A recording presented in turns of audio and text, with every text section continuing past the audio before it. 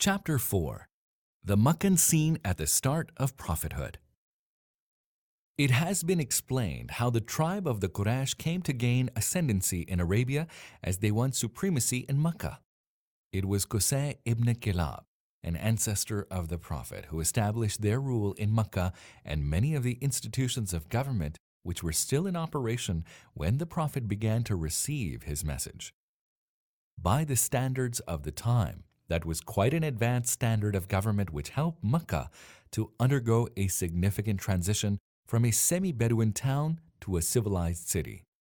The system of government provided for a balanced distribution of responsibilities and functions, as well as government by consensus, which is normally achieved after an open consultation. In his scholarly work on the life of the Prophet, Sheikh Abu al-Hasan Ali al-Hassani Nadwi devotes a full chapter to setting the scene at Mecca in the period immediately preceding the start of the Islamic message. He mentions that the ascendancy of the Quraysh in Mecca attracted a number of smaller Arabian tribes to move to Mecca, where they could live in the neighborhood of the Kaaba and the sacred mosque. That led to a flourishing building industry and the expansion of Mecca in all directions. At first, the Meccans avoided building their houses in a square shape in order to keep them different from the Kaaba. Gradually, however, they relaxed that restriction but continued not to raise their buildings higher than the Kaaba. As mentioned earlier, the Quraysh organized 2 commercial trips every year, to Syria in summer and to the Yemen in winter. These 2 trips provided the backbone of the city's economy. In addition to that, Professor Nadwi points out a number of seasonal bazaars and markets were organized in Mecca, as well as specialized markets which were in business throughout the year. Meccan merchants traveled to many parts of Africa and Asia. This encouraged a highly active foreign trade. That flourishing trade ensured for many people in Mecca a life of affluence. With wealth normally come several aspects of luxurious life. The wealthy Meccans had their gatherings close to the Kaaba. Poets attended and read their poems. Poetry was the most respected form of literature, considering that the overwhelming majority of Arabs at that time could not read or write. However, poetry was a highly valued national and individual talent. In a tribal society, it is highly important for every individual to know his tribe and where he belongs because the tribe affords protection to every individual member. An individual would suffer a great deal if he could not enjoy such protection. Hence, everyone was keen to know his ancestry. This importance of lineage and ancestry continued in Mecca, and there were people who monitored the ancestry and lineage of every tribe. Most prominent among these was Abu Bakr, the closest companion of the Prophet. Many elements of civilization were recognizable in Mecca, and several aspects of science began to develop, such as astronomy and elementary medicine. People valued their horses highly and were able to learn a great deal about them. Few industries, however, developed in Mecca because its inhabitants did not like to work with their hands. Only such crafts as were absolutely necessary managed to develop, such as the manufacture of swords and spears which were needed for fighting, and the construction industry for housing.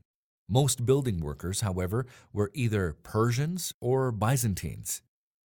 From the military point of view, the Quraysh could muster a force strong enough to repel any would-be attacker. For this, they did not rely merely on their own numbers, but forged alliances with many of the Arabian tribes which lived close to Mecca. In addition, the Quraysh had a large number of slaves and individuals who were allied to the various clans branching out of the Quraysh. They were expected to side with the Quraysh in any battle it found itself fighting. The army raised by the Quraysh and its allies in the Battle of the Moat was 10,000 strong, the largest military force ever known in the Arabian Peninsula. The Quraysh, however, tended to prefer a settled, peaceful life. It was always prepared to live peacefully with its neighbors, provided that there was no challenge to its position or religious beliefs. When it encountered a challenge, it was always ready to take it up, relying on its superior strength. Mecca enjoyed its position as the largest city in Arabia, serving as a religious and economic capital, eclipsing other cities such as Sana'a in the Yemen and northern centers which were subject to Byzantine or Persian rule. However, morally speaking, life in Mecca left much to be desired. The affluence of the Meccan people tempted them to indulge in all sorts of vice. Gambling and drinking parties and other sorts of organized entertainment where all inhibitions were thrown to the wind were common practice. Coupled with that, the Meccan people were not very scrupulous in their dealings with others. Cruelty, unjust practices, and depriving others of their rights by force went unpunished. This inevitably led to tension, which was bound to undermine the fabric of the Meccan society. The wealth which Mecca enjoyed and the fact that this wealth came mainly from foreign trade gave its people a pattern of life which allowed them ample spare time. As mentioned above, few of the people of Mecca were engaged in any type of work other than trade, much of which was done through organizing trade caravans and missions on which only those who had valuable experience in the conduct of such trade traveled, together with an adequate number of assistants, porters, and camel drivers. Perhaps the largest trade caravan the Meccans dispatched was the one which the Muslims in Medina tried to intercept shortly after the Prophet had settled there. It was that attempted interception which led to the Battle of Badr, in which the Muslims achieved a great victory. That caravan consisted of something like 1,000 camel loads, while all in all, only 300 people traveled on that mission. Many of the Mecca notables traveled on these caravans when they were young, because such trips gave them a great deal of experience. When they had had enough, they entrusted the task to their children or some of their assistants who had distinguished themselves in business. An example of such able people acting for Meccan notables on their trade was Suhaib, who traveled on behalf of Abdullah ibn Judan, one of the wealthiest people in Mecca. Suhaib, a former slave, acquired considerable wealth from commission, which he later began to use as capital of his own. With such a relaxed and easy life in Mecca, it was inevitable that social vices would spread and become commonplace. Much time was devoted to the pursuit of pleasure in different ways and forms. Religious concepts and moral values were at a low ebb. Deviation from the pure faith of Abraham and Ishmael, peace be upon them, started long before the birth of the Prophet. With time, that deviation ensured that the religious beliefs of the Arabs bore very little resemblance to the faith preached by prophets. The Arabs borrowed idolatrous worship from other nations and forgot about their monotheistic faith taught to them by Ishmael and Abraham, peace be upon him. Idols were everywhere and in every tribe. Certain idols were revered by all the Arabs, while others were considered as special gods for special tribes. Certain families had idols of their own, and sometimes when a person traveled, he took his idol with him to grant him its blessings. Although those idols were no more than inarticulate objects, the Arabs would worship them, offer sacrifice to them, consult them in their affairs, and assign to them a portion of their cattle and agricultural produce. They assigned certain tasks to certain idols. Some of them specialized in bringing rain or blowing wind, some in giving parents their offspring, curing illnesses, sparing the community from famine or other social evils, and so on. In order to overcome the obvious fact that those idols were no more than objects of their own making, the Arabs allocated their idols a middle position between them and God. The idols acted as intermediaries, appealing to God on their behalf so that He did not punish them severely for their sins. There were 360 idols in and around the Kaaba. Most prominent of all were Hubal, Al-Lat, and Al-Uzza, which were considered the chiefs of all Arabian idols. Hubal was made of red carnelian in the shape of a man.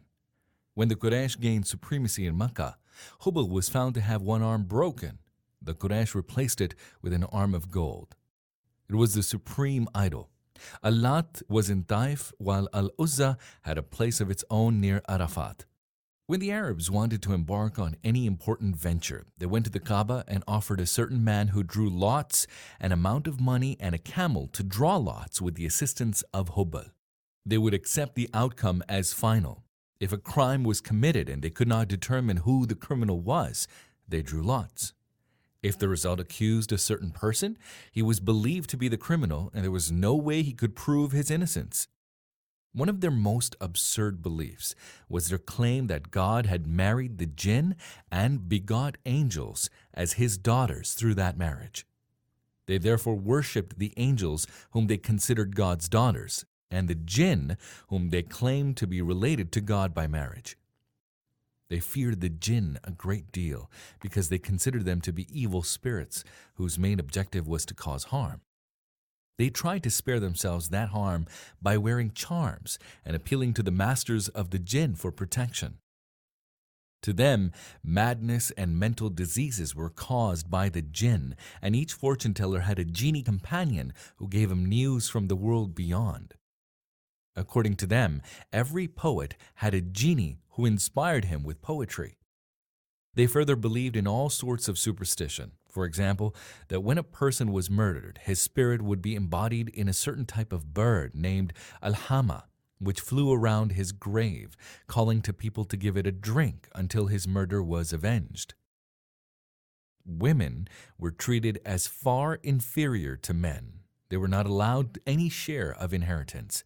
Indeed, they were treated as part of the inheritance of the deceased. The heir disposed of the wife of the deceased as he pleased.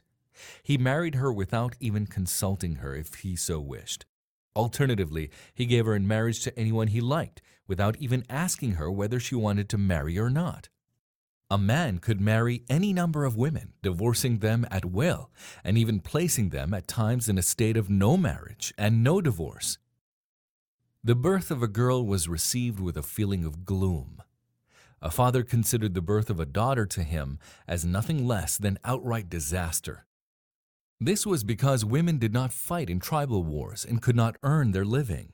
Some of them would even hide away for a number of days because of their shame at begetting daughters. Young girls were buried alive by their parents because they were a financial burden. Indeed, such burial was occasionally agreed upon at the time the marriage contract was made. It is not surprising, therefore, that the pleasures of this world counted for everything with the Arabs at that time. They viewed death as bringing the absolute end of life. Resurrection was considered absolutely impossible. For anyone to suggest that people come back to life after death was interpreted as outright madness. Yet, the Arabs were not without virtues. They rated bravery, faithfulness, truthfulness, and hospitality very highly. These virtues, however, were not consolidated well enough to create a noble social order. Indeed, they were overshadowed by the petty concerns and the pursuit of pleasure which were characteristic of that society. The absurd religious beliefs led to confusion and innovations in different aspects of worship.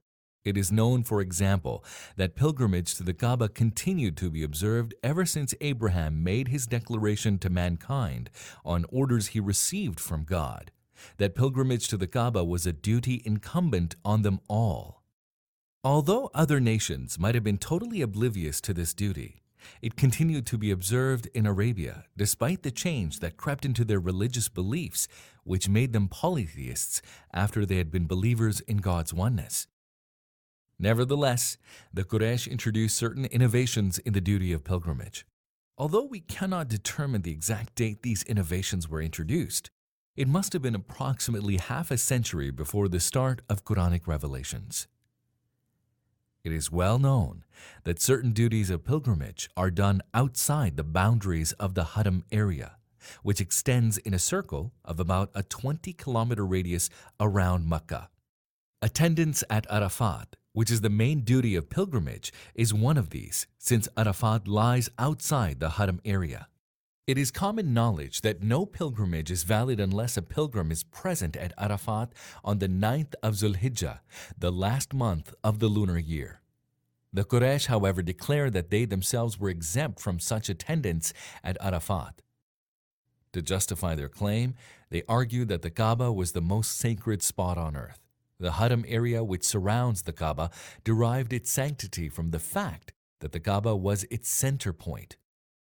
It was not logical, they argued, for people living in the most sacred area in the world to go to an area which is less sacred in order to offer their worship, when other people covered hundreds of miles to come to the Haram area for no purpose other than offering worship.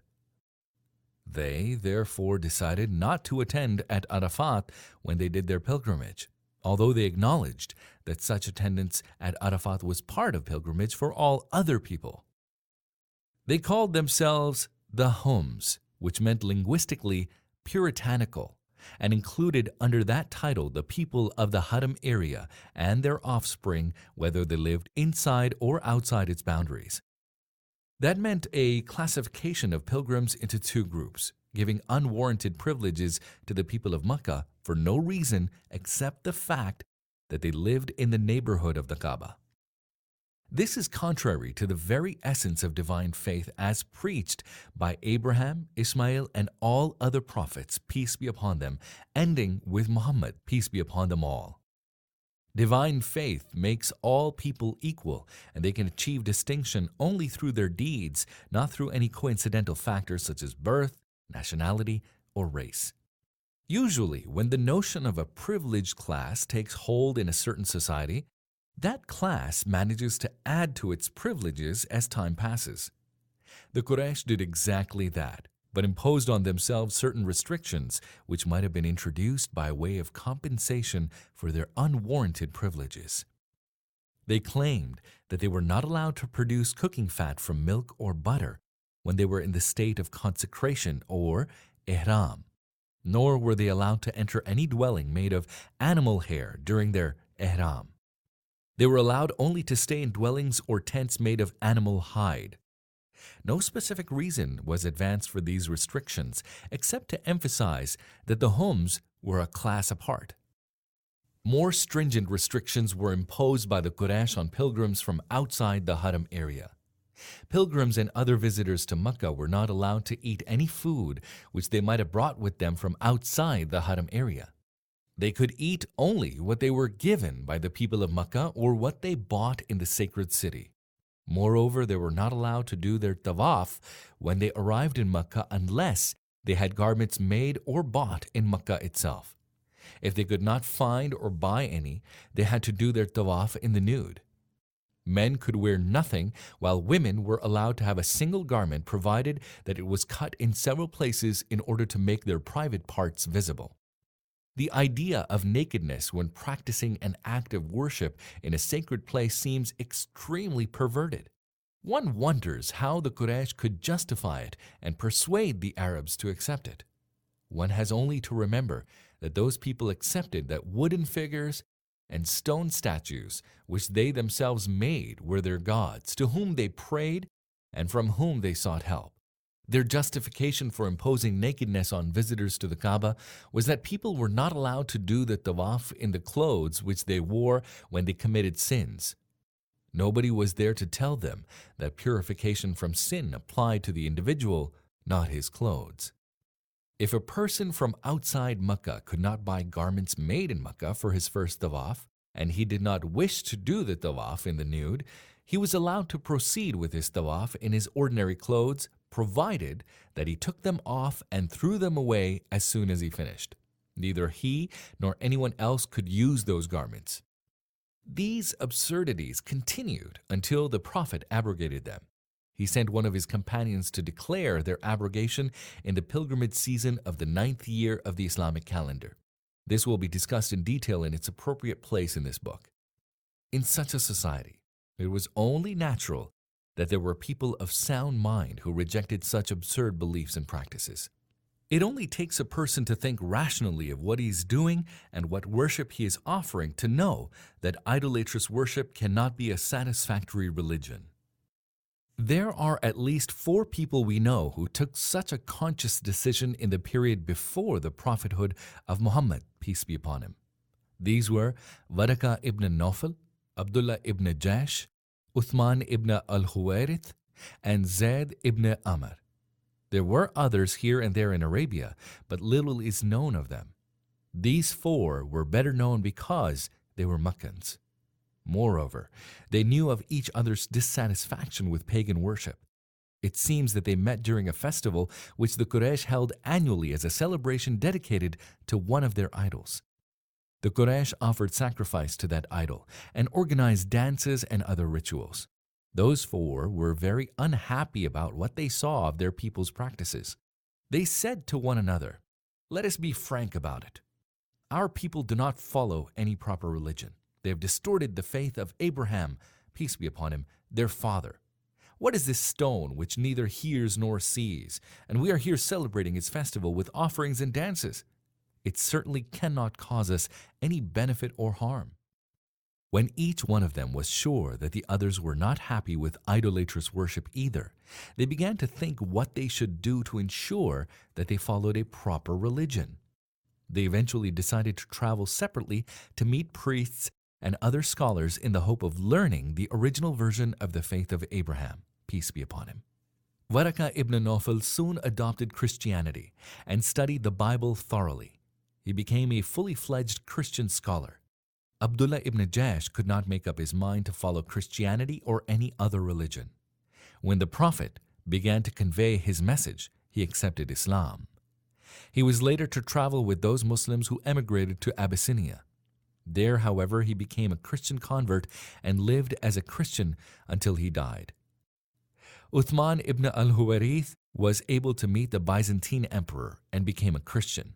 He apparently enjoyed a good position with the Byzantine emperor, who wanted to make him king of Mecca. The Quraysh would not stand for that. He was nicknamed the Cardinal.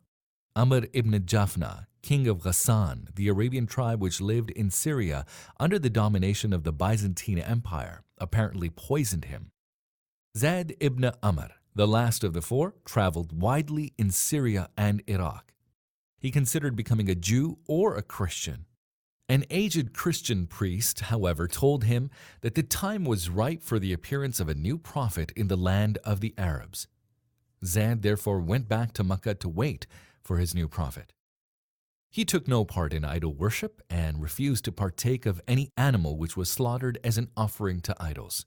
He tried to save every young girl who was about to be buried alive by her father, as the Arabs used to do. He told his people that he was the only one who followed the faith of Abraham, peace be upon him. He used to address God saying, "Had I known which way of worship is acceptable to you, I would have followed it, but I am ignorant of that." He would then prostrate himself, putting his forehead over his palm in a gesture of submission to God.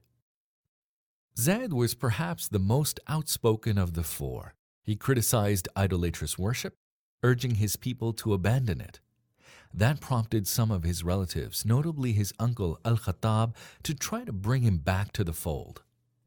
Al-Khattab counseled him repeatedly against abandoning the faith of his people. He also tried to prevent him going abroad in pursuit of religious learning. Al-Khattab asked a woman in their household to keep an eye on Zayd and to report to him Zayd's intentions. Whenever she felt that Zayd was planning to travel abroad, she would tell Al-Khattab, who took measures to prevent him from leaving. When Zayd grew more outspoken in his criticism of idolatrous worship, Al-Khattab managed to banish him to an area outside Mecca in order that he should keep his ideas to himself. Al-Khattab further assigned a number of young men from the Quraysh to report Zayd's movements to him. If Zayd came into the city, which he always tried to do in secret, they would report that to Al-Khattab and he would make sure he was turned out again. Zayd was made to suffer very bad treatment in the process. What Al-Khattab feared was that Zayd might be able to win over other people to his way of thinking. This might lead to division within Arabian society. Zayd, however, managed to travel in secret, and he went again to Syria. Apparently, it was on this trip and after he had traveled extensively in Syria and Iraq that he was told by a learned Christian priest of the imminent appearance in Arabia of a new prophet. When he learned that, he immediately decided to go back to Mecca. Unfortunately, he was murdered on his way home. It was noteworthy that his son Said was one of the first people to accept the message of Islam when the Prophet started preaching it in secret. Al-Khattab's son, Umar, was to become one of the strongest advocates of Islam and the second ruler of the Muslim state after the Prophet. Sayyidina Umar once asked the Prophet whether it was permissible to pray God to grant mercy and forgiveness to Zayd. The Prophet answered in the affirmative and told him that on the day of resurrection, Zayd would be in a class of his own. What we understand from the Prophet's statement is that Zayd had no equal as a person who genuinely and conscientiously sought the truth with the determination to follow it once he learned it. It is noteworthy that Zayd was told by a learned Christian priest of the message of Prophet Muhammad, peace be upon him, and that it was imminent. Indeed, learned theologians of both Christianity and Judaism were aware of the fact.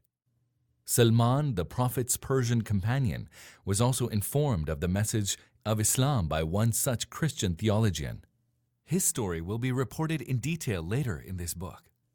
On the other hand, the Jews in Medina used to tell the polytheist Arabs there that a prophet would be soon appearing in Arabia and that they would be the first to follow him.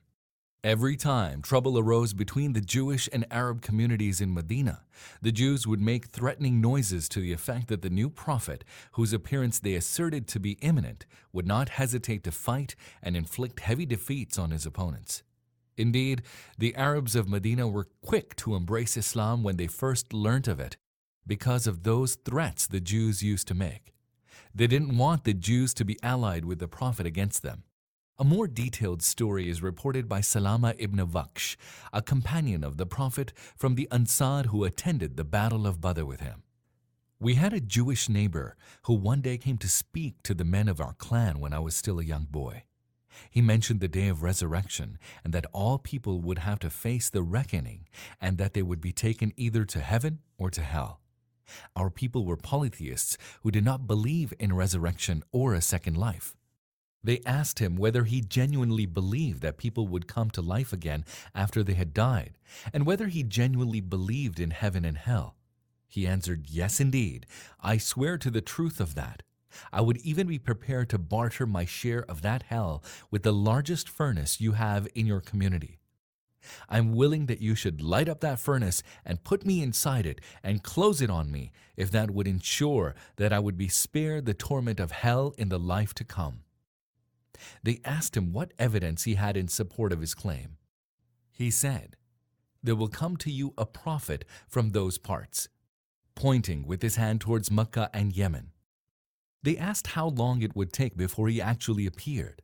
He looked at me, as I was one of the youngest in the group, and said, "If this boy lives until he reaches old age, he will be sure to see him."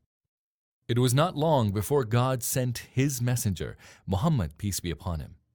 The Jew was still alive among us. We believed in the Prophet, and he denied the truth of his message. When we rebuked him for his attitude and reminded him of what he told us, he said, "What I told you is true, but your man is not the one I meant."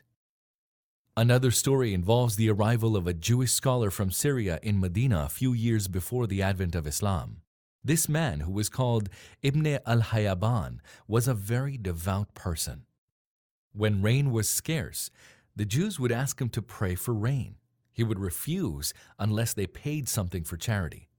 They would join him in his prayer outside the town. He would hardly finish before the sky would be cloudy and rain would pour down. He did that many times. Not long after his arrival, he fell ill and was certain to die. He spoke to his fellow Jews and started by asking them what they felt was his reason for emigrating from a land of prosperity to one of poverty and hardship. He then explained that he came to Medina only because it was time for a new prophet to appear and that Medina would be the place to which he would emigrate. "I hoped," he said, "that he would appear before I died so that I could follow him. His appearance is very imminent, so let no one follow him ahead of you. He will be given power to shed blood and take the women and children of his opponents prisoner, but that should not deter you from following him, fellow Jews." When the Prophet emigrated to Medina and had his battle with the Jews of Qurayza, which will be described later, a few young men from that tribe reminded their people that Muhammad, peace be upon him, was the prophet that Ibn al-Hayyaban had told them about. Their people disagreed with them, but those young men were determined that he was indeed the prophet about whose appearance they had been informed. They therefore came out of the fort of Quretha and declared their acceptance of Islam, thereby sparing themselves and their families the fate of the people of Qurayza. Among these were Talaba ibn Sayyah, Usaid ibn Sayyah, and Asad ibn Ubaid.